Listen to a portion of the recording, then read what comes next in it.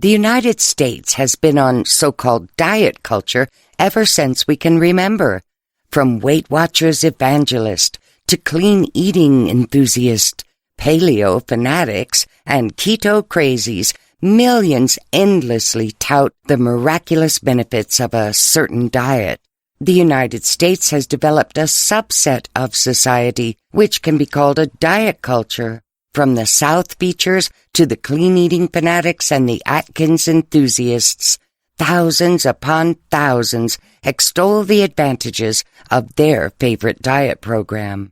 However, there is only one word that characterizes this diet culture in the best way: failure. The statistics about dieting are mind-boggling. Over 99% of people who go on a diet fail to lose weight, much less get slender. The failures do not end there, because for many of the 1% who do succeed to lose weight, their weight loss is temporary. A great majority gain back the weight they lost within a few years. The average dieter makes 4 or 5 attempts to lose weight each year, and many spend tons of money trying. The word diet in this context refers to any set of constricting or restrictive rules about what you can eat, how much you can eat, and even when you can eat. This is a problem, because this diet mentality often means that people who go on them feel embarrassed and guilty about their food choices, so dieting often carries a negative connotation. Because of the failure expected from the undertaking, most just want to say that they are making changes in their lifestyle. You can disguise it, but it means that you tried to follow unbending food rules that you eventually broke. Then you were on a failed diet. The reality is that diet failures, no matter what we call them, are welcomed by the diet industry. Failure means that more people will purchase other products touting the benefits of their diet product. Books, food, videos, etc. It is a multi-billion-dollar business that counts on you believing that you have inherent flaws, and at some point count on you to purchase their diets. The purpose of bright line eating is to reverse modern patterns of foods, eating, and dieting, and those that are hijacking 3 critical processes in our brains that are essential to proper nutrition and weight loss. Loss of willpower, overpowering cravings, and insatiable hunger are the problems addressed by the Bright Line system, and shows how we can make the body and brain harmoniously work together so that we can achieve one shared goal: to live happy, thin, and free. Part 1. How the brain blocks weight loss. The willpower gap. There are 2 basic definitions of willpower. A huge majority think that willpower is being able to resist temptation, a barometer of inherent moral fiber. Willpower is also defined as a personality trait that a person is born with. Both of these are wrong, because willpower is simply a brain function that exists practically in the same quantity in all people. No one is really born with less willpower than the others. What is known about willpower is that it is a limited resource that gets used up over time, especially during the day. Exercising self-control over any area in our daily life depletes this resource. For example, dealing with children requires a long series of uses of self-control. Children whine and moan, getting them up for bed, preparing for and taking them to school. They fight with each other, and after getting them home, we go through the activities and homework, dinner, bath time, and bedtime. The common refuge after all this is going straight to the fridge in the kitchen and indulge in a piece of pie or ice cream or call up for pizza delivery. However, willpower not only is about resisting temptation, it also regulates emotions, monitors task performance, governs our ability to focus, and most importantly, helps us make our choices. There are times at the end of the day when making choices and decisions wears our patience thin, and we lose our willpower to make any more choices and decisions. This is called decision fatigue. Over a longer period of time, we can observe this loss of willpower. In the beginning of the year, for example, gyms are packed by people determined to shed their weight and look good. But collectively, their long-term willpower runs out, and after weeks and months, attendance levels fall back to pre-New Year's levels. In our bodies, willpower is sourced in the anterior cingulate cortex area of the brain. It is right behind the seat of rational decision-making, the prefrontal cortex. The entire brain runs on glucose, and when this brain glucose drops, the activity in this area slows down to a crawl. At the start of the day, people start their long series of activities with a whole store of good intentions. People may begin with early morning exercise, which already drains their willpower. After this, there is still the rest of the day to go through: work, kids, homework, etc., which requires effort to make decisions, choices, and keeping their patience. All day they are resisting a constant barrage of temptations to eat. At the end of the day, willpower spent, they just end up saying, "Let's order pizza," without knowing why. That is the willpower gap. There are ways to get back some of this willpower: glucose, sleep, social connections, meditation, prayer, and even gratitude. However, these won't be able to cover all food willpower gaps because, on the average, humans make 221 food-related choices each day. Therefore, falling into even just a few willpower gaps would be enough to create a weight loss crisis.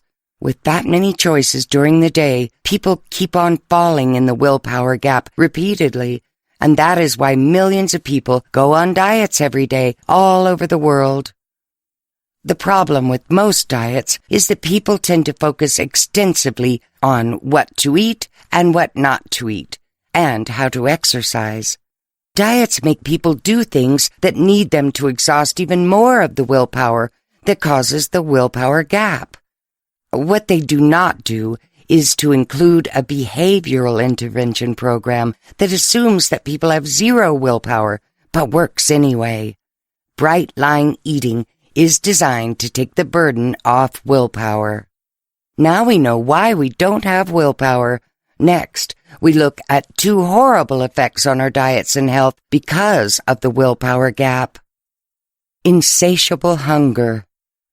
Our love for food is urged on by another part of the brain, and this love isn't based on food we need to eat to survive, but because we can eat when we can and when we want.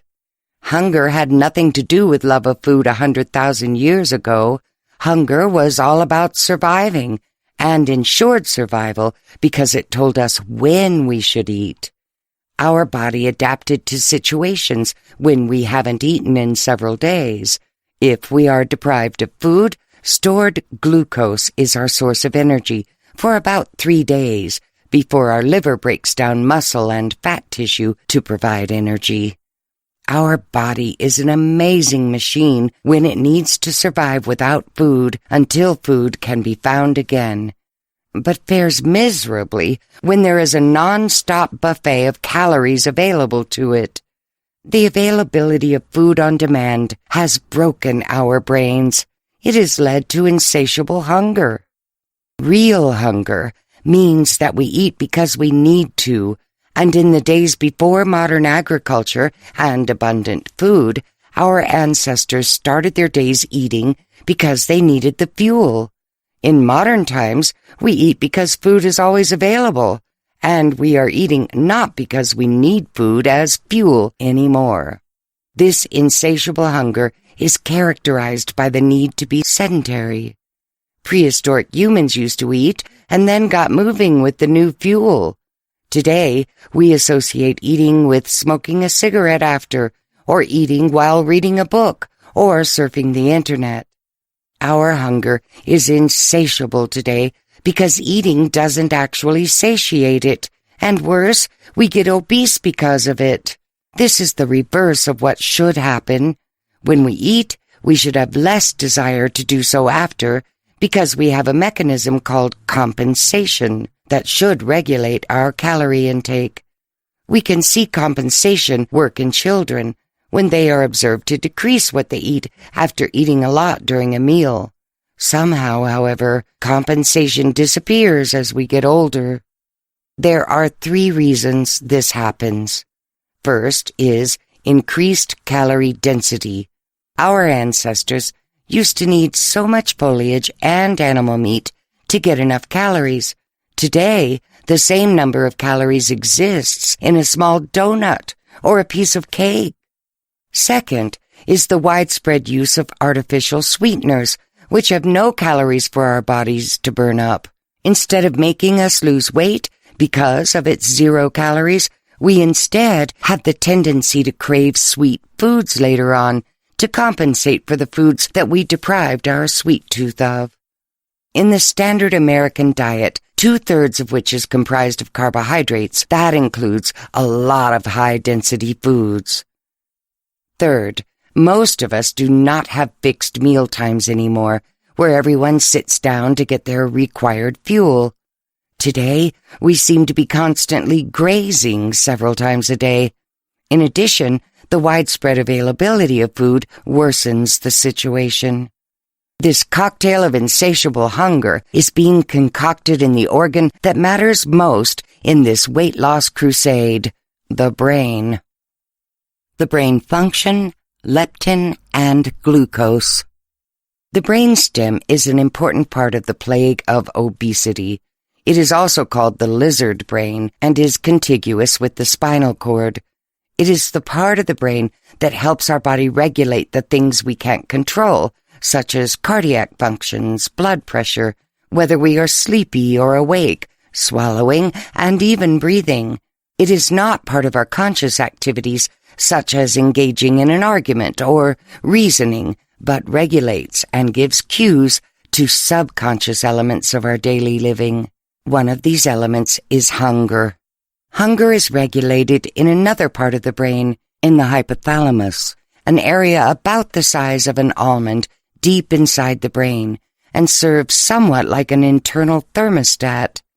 The hypothalamus controls circadian rhythms, sleep, fatigue, thirst, parenting attachment, sex drive, body temperature, and, of course, hunger.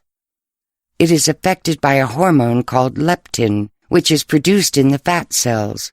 In a healthy individual, leptin helps block the feeling of hunger in our brains and tells us that we are full.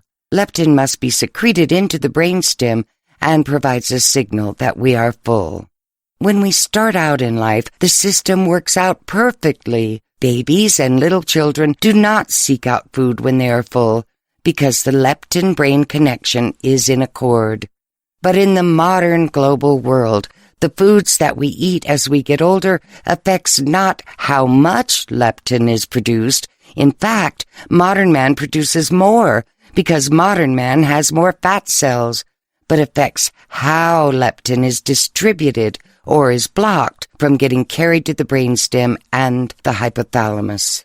Leptin is being blocked this way because of insulin produced by the pancreas and is the key hormone which tells our body either to use the glucose for energy or to store it for future use.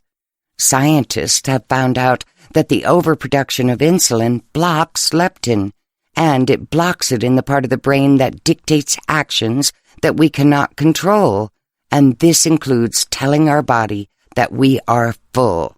This overproduction of insulin is caused by the overconsumption of modern foods that are overwhelmingly high in sugar and flour content.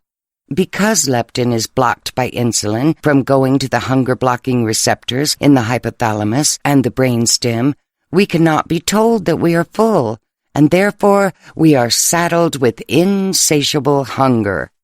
It is bad enough that modern foods contribute in not blocking hunger.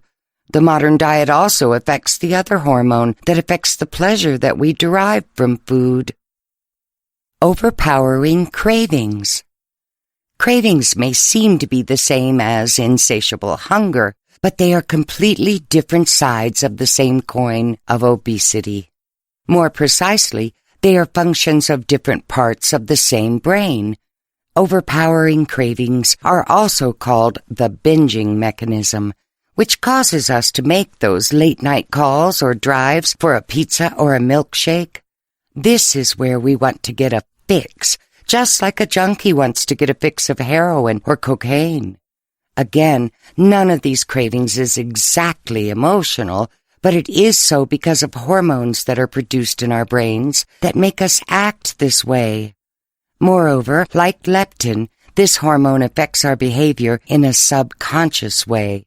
This time, it is the hormone dopamine, which activates a cluster of neurons in the outer shell of the nucleus accumbens, that part of the brain that is the seat of motivation, reward, and most importantly, pleasure. Dopamine, produced in the brain, is released when we exercise, engage in sex, and eat. Dopamine production is a normal human function that has been present in our bodies for 100,000 years or more. It is meant to prevent us from overindulging in pleasurable activities, like eating, sex, drugs, and alcohol. When human beings were living under normal diet conditions, about 10,000 years ago, the dopamine that our brains produced was more than enough to tell us that we have had enough of the wild berries or the occasional animal carcass that comprise most of the human diet. Since food then was not available round the clock and used only for fuel and not for enjoyment, enough dopamine could be produced to quell cravings.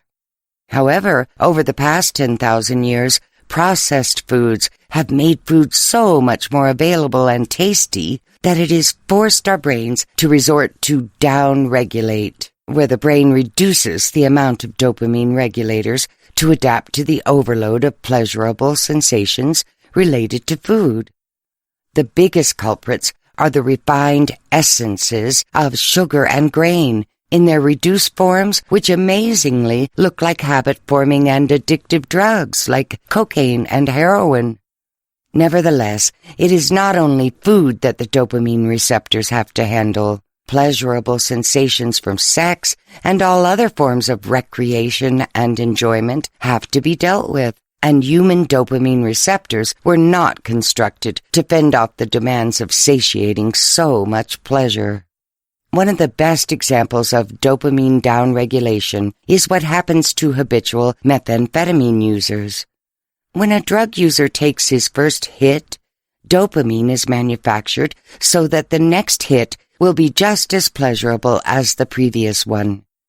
The brain's receptors are being flooded with dopamine, and the receptors begin to thin out until getting future drug hits are not pleasurable anymore. Habitual drug users will continue to crave for the drug, but will have little or none of the pleasure that was associated with it during the first few doses. This happens to a certain extent with food, since, as we have learned in the previous chapter, our hunger is harder to satiate. We are eating more and more of the foods that are tastier, and we bombard our dopamine receptors with excessive stimulation much more frequently than ever. We are constantly craving because we are feeling less pleasure from increasing amounts of food that we really have no conscious way of refusing or staying away from. We now have 3 non-conscious brain functions that threaten our health by making us consume the wrong foods more frequently and without restraint. The big question is, are some people more prone to obesity than others? The susceptibility scale. Everybody is exposed to the same harmful foods on a daily basis, but not everyone seems to be obese. We know from the first 3 chapters that obesity is primarily caused by 3 unconscious functions in the brain that the human body has no control over. Every person is different, so there must be some way to measure how different people are from each other.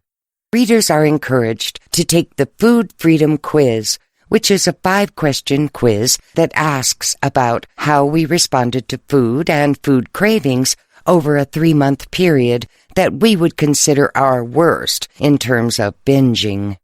The final score from 1 to 10 determines how susceptible we are to obesity, with higher scores reflecting higher susceptibility. After filling out the Food Freedom Quiz, the reader is sent an email giving the results of the quiz and a short analysis of the score. The Brightline system has 3 score classifications as follows. Low susceptibility, score of 1 to 3 on the 10-point scale. Reliable signals are given by the brain to these people as to when they should stop eating. They are among the lucky few who are not plagued with the problem of thinking about food more than necessary. The Brightline system can still work for these people because the system can provide some clarity as to their eating habits. For people on this scale who have gone on the system, they find that as long as they stick to the plan, they can easily remain within their goal weights. It is easy for these people to lose weight when they need to because their unconscious brain functions do not allow them to crave endlessly and be hungry all the time. Mid-range susceptibility, score of 4 to 7 on the 10-point scale. People in this range are somewhat challenged by willpower, cravings, and being subject to constant hunger. To what degree the challenge is depends on whether someone has health issues or is overweight or obese. Still, people in this range are not strangers to cravings. The constant availability of so-called hyperpalatable and calorie-dense foods makes anyone susceptible to eating them. Eating too much of seemingly healthy foods also poses a risk to this group of people because they have a bigger tendency to overeat. High susceptibility, score of 8 to 10 on the 10-point scale. This is the point for people who have failed at every diet they tried, and they are probably overweight and obese.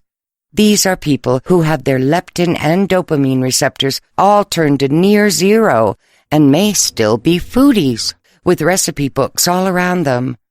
A lot of them do not even care about the fanciness in recipes and spend a lot of time daydreaming about their tasty calorie-dense treats. As their poor record with dieting indicates, diet plans based on moderation will not work for them because their subconscious brain functions will just not allow it. People in this range absolutely need the structure and almost rigid guidance that comes with the Brightlines program. For those who joined a Brightline boot camp, this is the only approach that ever worked for them. The Saboteur. In the first 4 chapters, we have seen how the subconscious parts of our brain, in tandem with the much wider availability of receptor-defeating modern foods, cause obesity and ill health in modern society. However, apart from these is an enabler, a part of our conscious brain that rationalizes harmful eating behaviors. This is the saboteur. It tries to throw us off track from our good eating habits.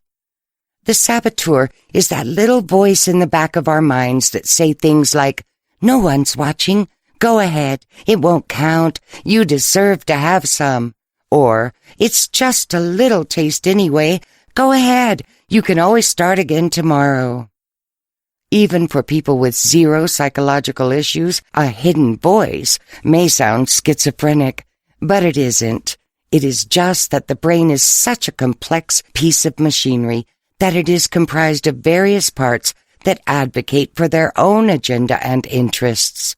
Normally, we would call this thinking. Thinking makes us rationalize or strategize on what to do when we get hit with external stimuli. For example, if we stub our toe, this inside voice tells us that, "Ouch, it really hurts, so I need to stop walking." Or, "Ouch, it really hurts, but I can't stop, so I just have to hang in there." What we have working here is some form of consciousness, as opposed to those nagging subconscious hormones and receptors in the brain that wreak havoc on our dietary lives. The subconscious's flip side, consciousness, also resides in the brain in the form of the various cortexes.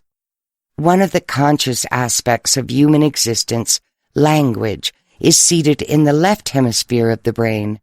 The left hemisphere tells the story and tries to make sense of, and sometimes even rationalizes, the behaviors that come from other parts of the brain. But this consciousness sabotages our diets by helping us explain away why we had that piece of cake. It was a birthday party. An extra donut. I deserve it. I had a long day. Or delaying the diet. I'll do it after my cruise. The consciousness is our saboteur because it acts as an enabler to the loss of willpower, insatiable hunger, and unlimited cravings that the subconscious parts of the brain saddle us with. We need a way to get past and get through our brain's quirky and destructive behavior. Part 2. The Bright Line Eating Solution, Bridging the Willpower Gap. The 4 Bright Lines. The first part of the book describes how the conscious and subconscious parts of our brain team up to sabotage our eating habits and our health. The way to conquer this formidable challenge is through establishing a bright line system in our lives. Bright lines is a term used in the legal profession, which means that there are unambiguous, simple, and clear rules or lines that cannot be crossed. This is especially true when dealing with things that we enjoy or try to enjoy. It cannot be fuzzy or less than solid. For example, promising to smoke or drink moderately when trying to kick these habits is not a bright line. There are no boundaries because there are no determinable points of success. We tend to see the slow transition from moderation to complete abstinence as a victory, even if we lose. In contrast, total and complete abstinence, with no exceptions from prohibited substances, is a bright line. The early criticisms about bright lines were that it was perfect for prohibitive and addictive things, but is not applicable for food, because food cannot be prohibited. Bright lines, however, can prohibit certain foods that do damage to our bodies the way drugs, smoking, and alcohol does. So there are bright lines that can and should be established. For example, we need food to survive, but we certainly don't need donuts to. From a dietary standpoint, there are 4 basic bright lines.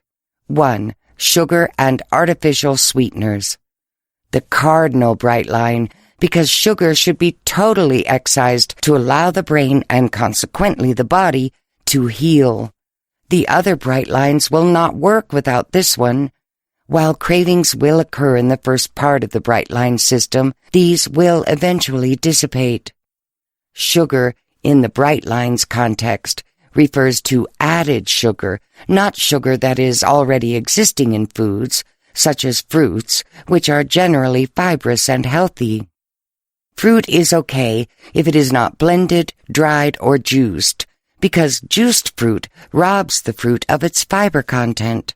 Sugar is added when it shows up in the ingredients lists of other foods. This added sugar list includes, but is not limited to, powdered, confectioners, brown, date, beet, and cane sugar. It also has liquids such as molasses, maple syrup, agave, honey, high fructose corn syrup, rice syrup, and evaporated corn juice. Additionally, prohibited is any substance ending in ose, such as dextrose and sucrose, as well as maltodextrin, malted barley extract, glycerin, and malitol. Artificial sweeteners that are also added to foods are not allowed. This includes Truvia, Stevia, Splenda, Equal, Sweet and Low, sorbitol, xylitol, sucralose, and anything that contains aspartame. With 0 calories, they have no use as fuel, but influence the pancreas in the same way as sugar.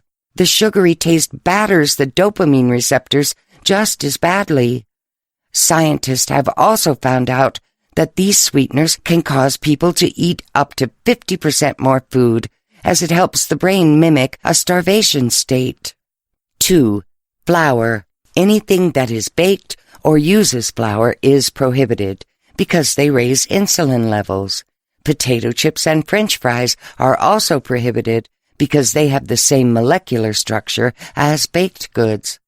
This means that the following should be avoided: bread, donuts, pies, cake, quesadillas, pasta, muffins, corn chips, chow mein, and pot stickers. 3. Meals.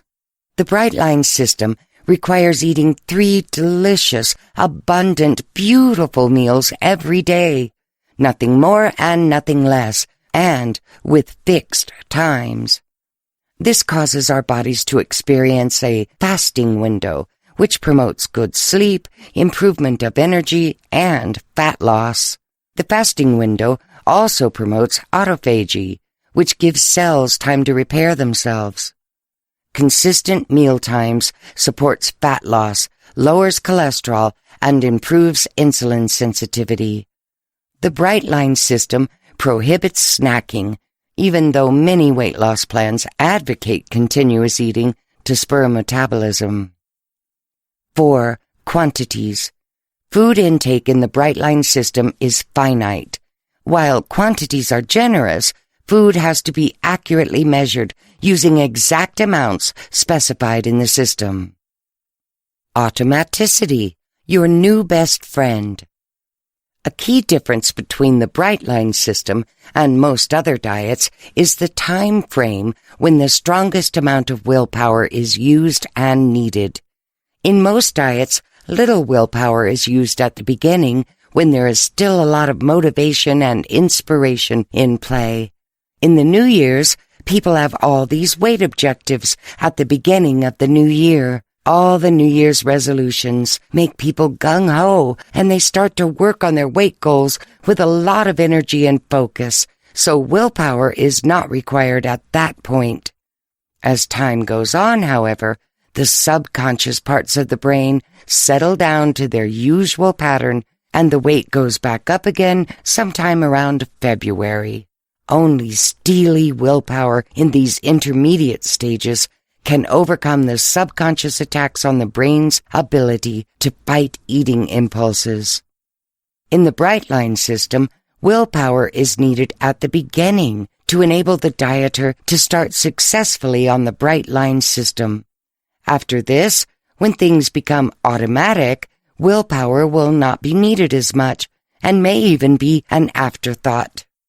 The primary goal at the beginning of the Bright Line system is to keep the saboteur quiet. This is done through the constant repetition of the Bright Line system behaviors to make them a habit. When they become a habit, the chemical processes in the brain will be reset, and the brain will transform itself into an efficient, willpower-possessing, cravings-battling machine. When things go on autopilot, we don't want to have to make decisions about how to move forward with our eating. Choosing the right food simply becomes a habit. The following objectives are met when this happens. 1. It quiets the food chatter in our minds, where the saboteur does not have to make suggestions and rationalizations anymore. 2. Takes the burden off willpower. 3. Keeps us at goal weight. Part 3. The Roadmap, Getting Started. The Weight Loss Food Plan. The Bright Line system is a lifestyle that will not force you to eat tasteless foods or severely restrict your diet, which is what an overwhelming majority of diets demand.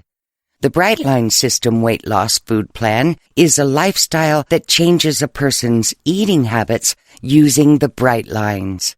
The Bright Line system has 4 big advantages. 1. The dopamine receptors will begin to heal, and the taste of food will become more enjoyable than before. Fruits and vegetables, which used to be an afterthought, will suddenly become something to look forward to. 2. As you go through the bright line system, the taste buds will be going through some sort of evolution, where each taste bud cell will die and be replaced by new ones every other week or so. This means that the food that you eat will begin to taste amazing. Under the bright line system, those fruits and vegetables will be as satisfying as our former pleasures, like cookie dough ice cream or frosted donuts. 3. The reason food will taste better is because your body will now treat food as fuel that the body needs. The stomach will be eager to go to one of those 3 meals after you haven't eaten for at least 4 hours.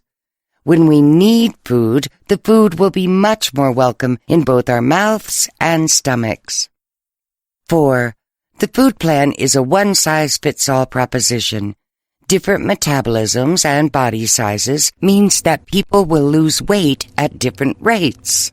However, once they get down to their goal weight, they can tailor how to proceed with their maintenance plans based on their own metabolic makeup and body size. There are 3 things that you need to remember before you jump into the bright line system. First, the initial food plan will not be designed for ideal nutrition. The food will be part of a wide variety of choices that will be sort of an easy launching pad to help you succeed in getting happy, thin, and free. The reason for this is that at some point of the bright line system, you will see how the plan is drastically changing your life for the better. As a result, you may be inspired to be more selective, become more conscious about nutrients, and include foods that are healthier. Second, you may find the plan to be complicated, rigid, and unforgiving. It is not because the bright line system offers very limited options, but on the other hand, it is because food selection seems complicated because there are so many choices. Initially, the feeling might be like trying to get a sip of water from a fire hydrant. In fact, you can get back on track to a particular philosophy of eating, such as gluten-free, vegan, or paleo. This will make the bright line system even more attractive, palatable, and easier to stick to. Finally, this is the food plan that you will be doing for the long term and is supposed to keep you from gaining weight back. You may feel a little hungry in the initial adjustment, but you will never get excessively hungry. The food plan is simple. Breakfast will be comprised of a protein, a fruit, and a breakfast grain. Lunch will include a protein, a fat, 6 ounces of vegetables, and a fruit. Dinner will have a protein, an 8-ounce salad, 6 ounces of vegetables, and a fat. There is a wide range of food items that can be included under the basic classifications of protein, vegetables, fruit, and fat. While these quantities may seem meager at first, you will start eating more food and adding calories to your diet, as shown in Chapter 14, during the maintenance phase, the stage when your body has adjusted to weight loss because of the caloric reductions. Caffeine is not allowed in the bright line system because it floods the brain with dopamine, which will aggravate the problem with the brain's receptors. Alcohol lowers the resistance against doing dumb things and making irrational and rash choices, and it is also not allowed on the bright line system. Your Day 1. Into action. Seek medical advice, monitoring. It is important to find out your baseline health before getting on the bright line system and seek medical advice. See your doctor and get support for your joining the program. Most times, those on some form of medication may be asked to adjust their dosages accordingly. Because the bright line system affects your health in many positive ways, some people have found that they can discontinue their medication. You may also need to get some blood work done if you haven't had any done recently, so that you or your doctor can keep track of your progress on the bright line system. Take before-after pictures and video. Seeing yourself improve will encourage and inspire you to improve yourself even more and streamline, further customize, and improve your Brightline system plans and programs. Clean out your kitchen. It is clear what allowable and unallowable foods are in the Brightline system. Cleaning out bad food from your pantry and refrigerator, especially sugary and flour-based ones, also means buying allowable foods. If you are living with others, you may consider storing or keeping your food items separate from everyone else's. What to buy? 1. Digital food scale. A simple one that doesn't necessarily have any bells and whistles, like a printer, gives nutrition information, or one with a calorie counter. What it needs to be is that it must be digital, so 1 ounce is exactly 1 ounce. 2. Food travel containers for food. These will help you get past those excuses where you must be somewhere else like a picnic or a party. They should preferably be semi-disposable, made of plastic, and lightweight, so they are easily transportable. They should also be safe for the freezer, dishwasher, and microwave.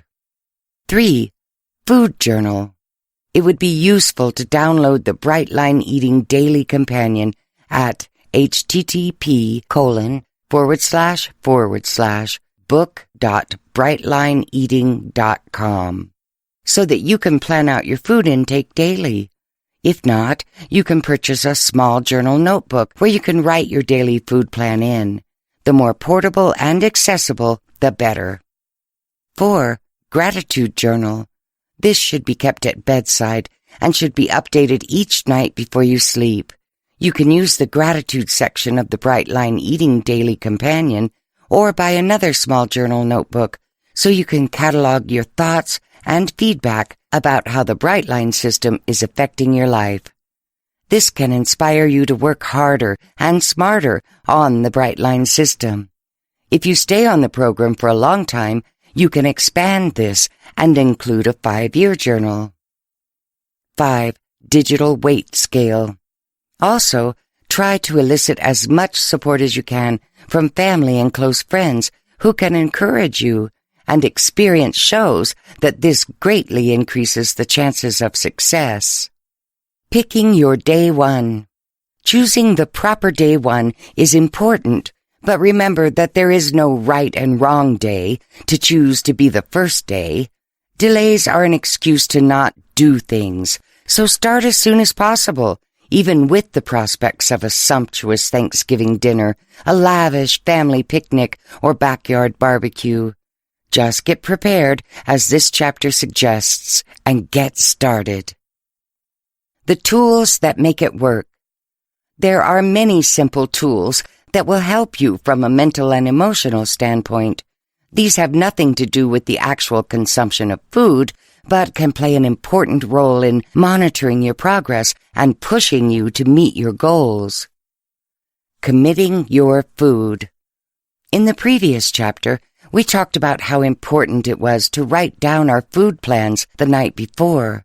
This food journal is the act of committing our personal adherence to the Brightline system. However, apart from this, we need to broadcast our commitment to third parties so that we can hold ourselves accountable to them for our progress and success. When we have people that we make ourselves accountable to, we tend to have more discipline in our efforts. You can 1. Commit to the Brightline Eating online support community. This is a group of people who are already using the Brightline system in their lives. The advantage to this is that the community is available around the clock. All phone calls will be answered, and you will find a group of like-minded warriors trying to defeat their nutrition specters. It is the program itself, so it's not going anywhere.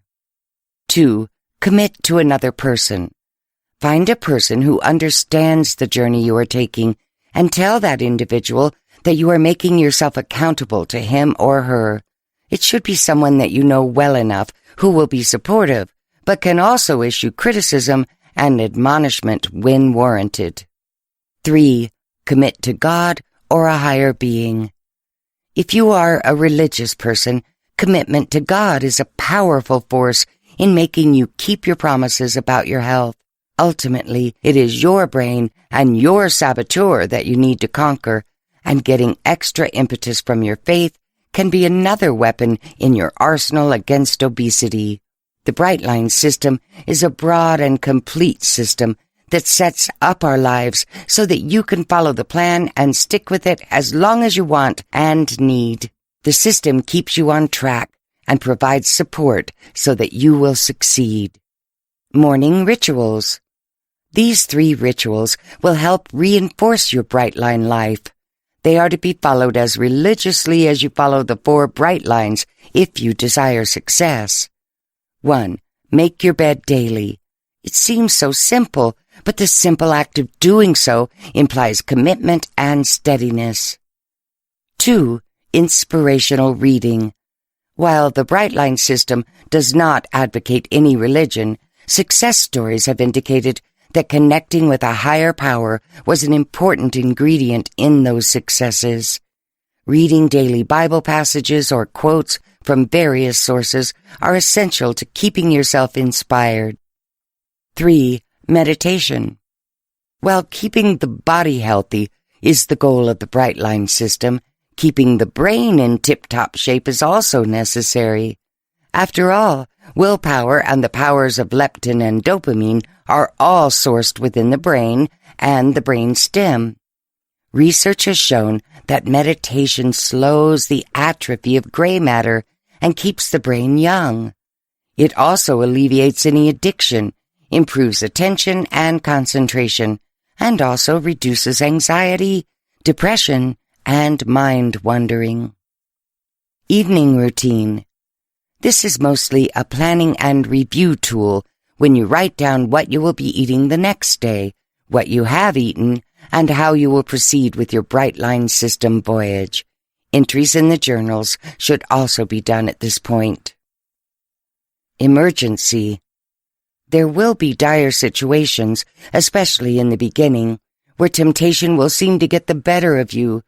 The following are 5 things that research has shown that will help you overcome these tough moments. 1. Social support. 2. Prayer. 3. Meditation. 4. Gratitude.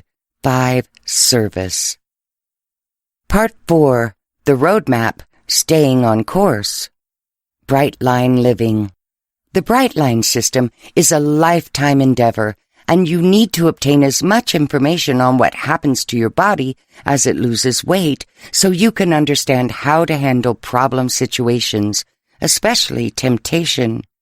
Weight loss is a stressful time for the body because of the significant changes that these impose on your physiology. Fortunately, these stresses will only be felt during the first phase of the Bright Line system as your body adjusts. What happens when the body loses fat? When you lose weight, your body doesn't eliminate fat cells or gain fat cells when you gain weight. First, we don't gain or eliminate fat cells when we lose weight. The ones we've got just expand and contract as our weight fluctuates. When fat cells shrink, it has big implications on our body because the fat cells are essentially dump sites or landfills which store toxins of the body. This is why we need to drink a lot of water when we are in the process of losing weight, to flush out the toxins.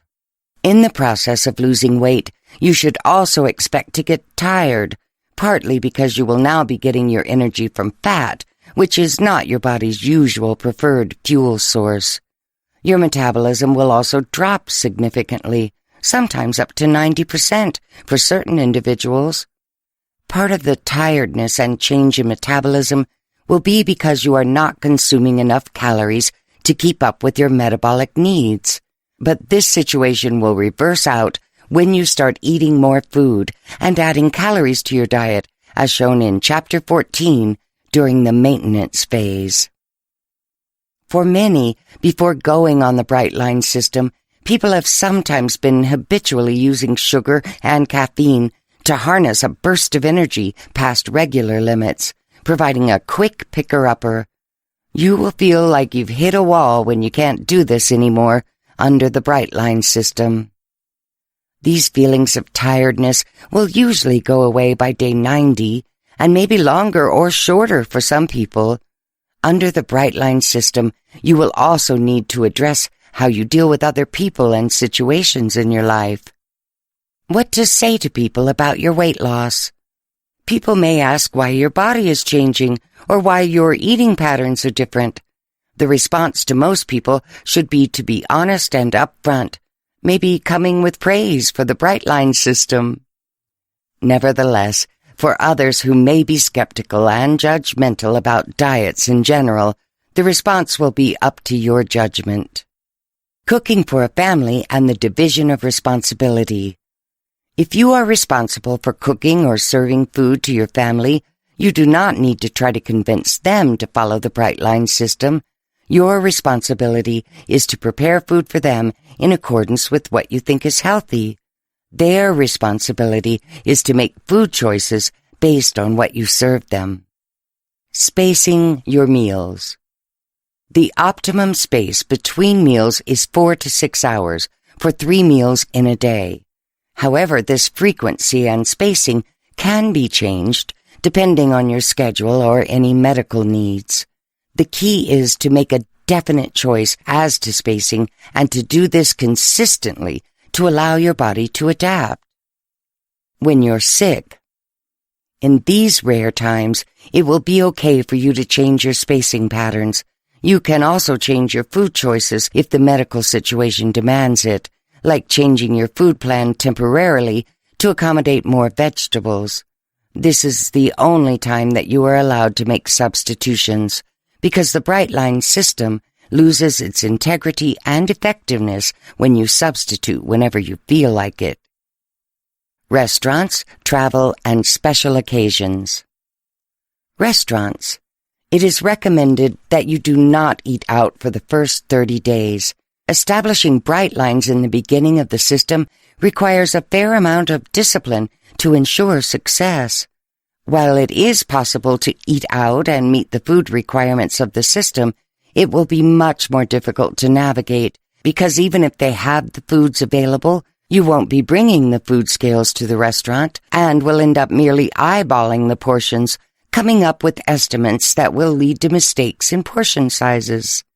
Aside from this, it is almost impossible not to overeat in a restaurant because the presence of other people may extend the amount of time sitting for a meal. If you really must eat out, find out in advance all that you need to know about the restaurant, especially the menus and portion sizes. This will give you the opportunity to know in advance what you need to order.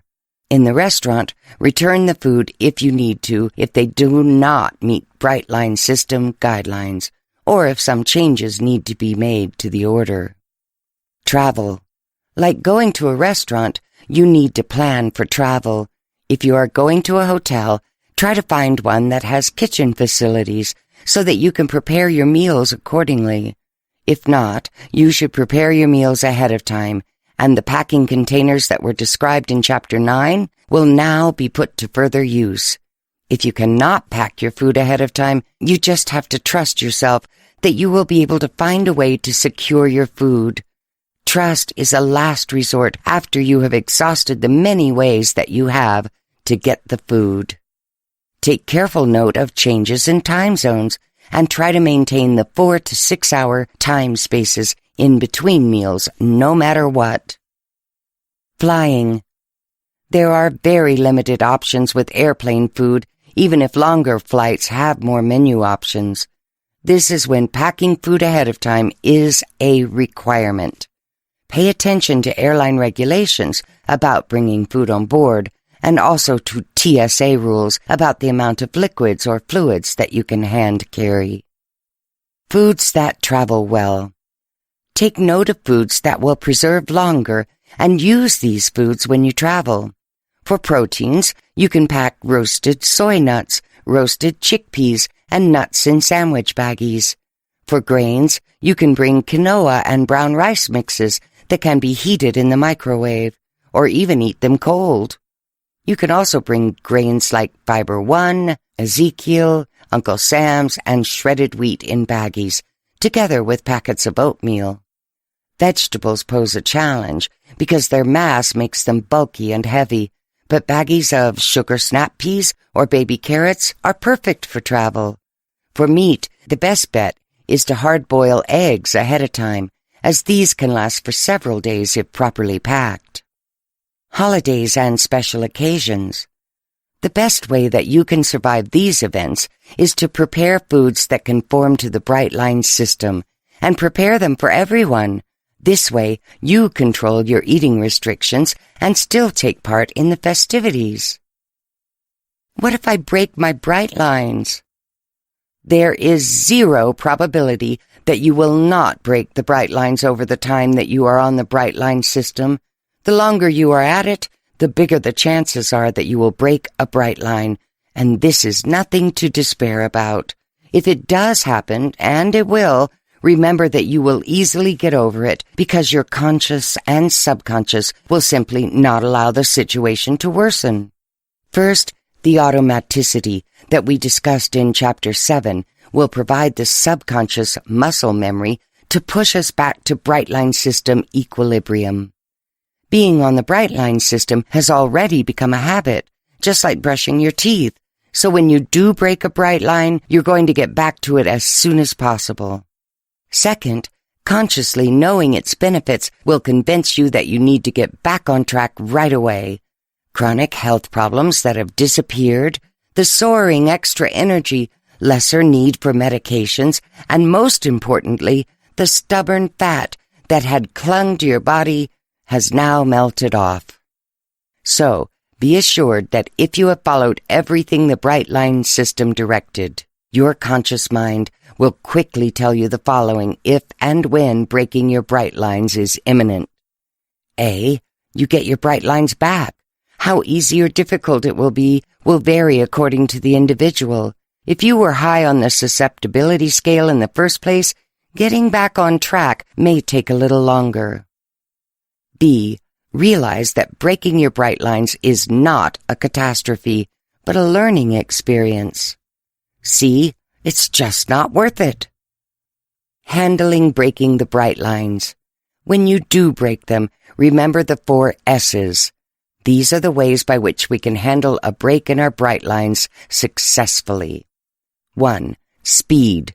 After you break a Bright Line, don't fall into the trap of the "what the hell" effect. This is telling yourself that since you broke a Bright Line, you might as well eat all you want of anything you want until you can start again. Do not fall prey to this, but resume immediately. 2. Self-talk. You should channel your inner self-coach and talk to yourself as if you were talking to a best friend who had just sprained an ankle. Not only would you try to talk to your friend about it, you would try to get help and bring resources to your friend's aid. 3. Social support. The initial impulse when we commit a mistake is not to want to reach out to anyone and keep the shame and failure to yourself. In the Bright Line system, this is not a good idea, as shame thrives in silence. When you do breach a Bright Line, the best thing you can do is to look for other people who do Bright Line. These people can provide a useful pep talk, and in all probability, many of them have broken Bright Lines themselves and can give you valuable advice on how you can recover from your breach. 4. Seek the lesson. Your Bright Line break should be converted into a Bright Line breakthrough. You should learn a lesson from your break, and even before you recover from the break, already try to draw lessons from your mistakes and pay attention to the factors that caused your breakdown. This will help you avoid the same or similar mistakes down the line.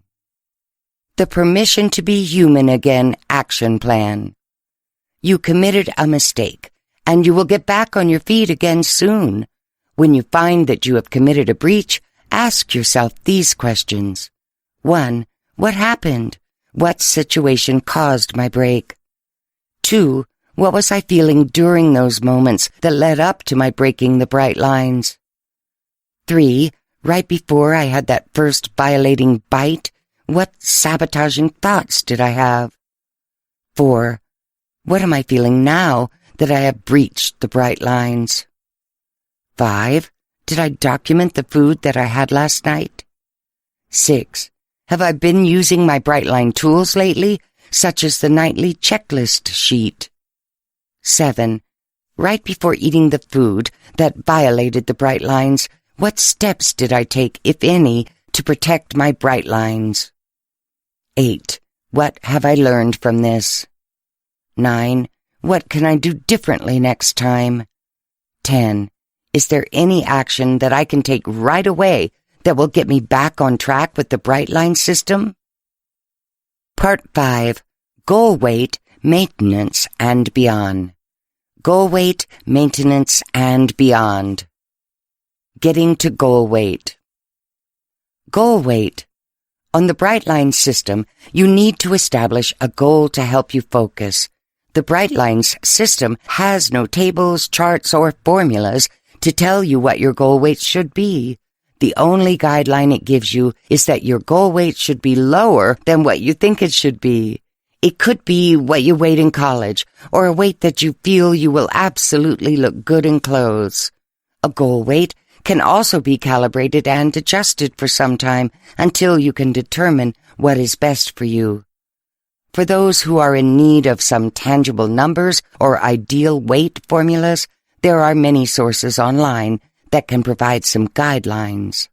For example, there is a practically ancient one called Memoires d'Anthropologie by Dr. P. Broca from Paris, 1871, which recommended that the ideal weight for men was 110 pounds, and for women 100 pounds for the first 5 feet or 60 inches. You then add 5 pounds for every inch after that. To allow for differences in body composition, Dr. Broca suggests that your goal weight should be within 15% of the calculated number either way. Plateaus. You will eventually hit a weight where you stop losing weight, even if you are doing everything that the system requires. When this happens, you need to reduce caloric intake until you start losing again. If it persists, you need to eat less fats or replace proteins with vegetables on top of lowering the caloric intake. Maintenance. There will also be a point where you would have reached your goal weight and would have to transition to just maintaining your current weight and walk away with your winnings. Maintenance is a process where you need to follow specific steps. The first step is recording your weight daily when you are within 10 pounds of your goal weight. The next step is to figure out your rate of weight loss to determine how your food plan will change when you meet your goal weight.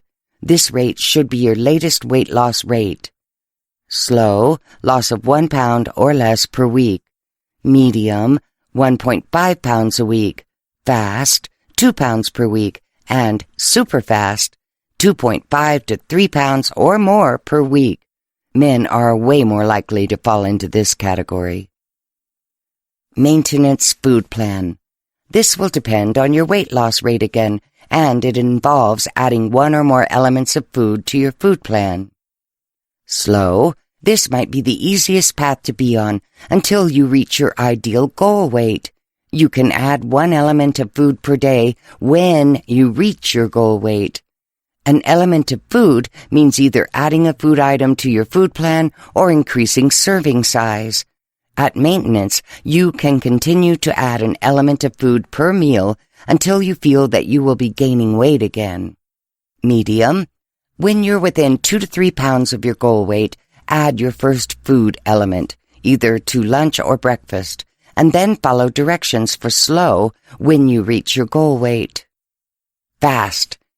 When you're within 5 pounds of your goal weight, add your first food element, either to lunch or breakfast, and then follow directions for slow when you reach your goal weight. Super fast. When you're within 10 pounds of your goal weight, add your first food element, either to lunch or breakfast, and then follow directions for slow when you reach your goal weight. Do you do this forever? You can go either of 2 ways. and it's easy to choose the right path to take between these two. If you stick to the Bright Line system, you will get a lifetime of great health, including great-looking skin and much more energy than when you started the system. Living thin, happy, and free should be enough to convince your conscious mind to stick to the plan, even as your brain receptors unconsciously keep you in it. If you have the audacity to try, go ahead and deviate from the plan and see what happens if you do stray. You might just be another statistic of another weight loss success being defeated by demoralizing subsequent weight gain. Living happy, thin, and free. The statistics on the obesity problem cannot be stressed enough, underscoring the need for something like the Bright Line program. There are roughly 2 billion overweight people worldwide, with very many classified as obese. It is also not only about feeling sexy and looking good. Obesity means that a vast majority of overweight people will prematurely die from diet-related afflictions, such as diabetes, stroke, cancer, and the United States' biggest killer, heart disease. The World Economic Forum estimates that developed countries will spend almost $50 trillion on illnesses caused by the new global industrial diet. Most countries are literally eating themselves into the poorhouse.